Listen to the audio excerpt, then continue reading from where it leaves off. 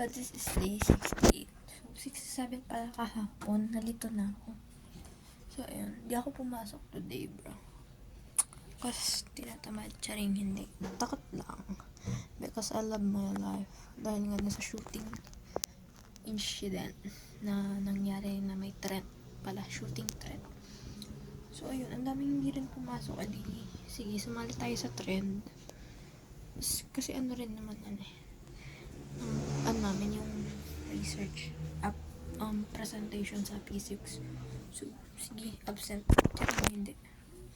Pero approve naman na siya. Yeah. So, we don't need to present na sa PR. Tomorrow, syempre, papasok na talaga. It's reality, diba? Dapat na mag-midterm. So, kailangan nang pumasok.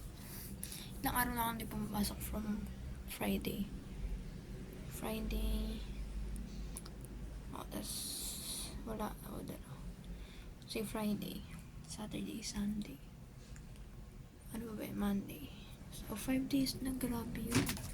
Almost 1 week na. So, buisit na ako kasi yung daming pauso. Diba? Yun na.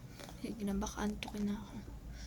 At, mas piliin matulog bukas. Chari! Wawa! Zooming up. Day 68 na to, friends. Patang ng camera angle ngayon. Day 6 na. Zooming out.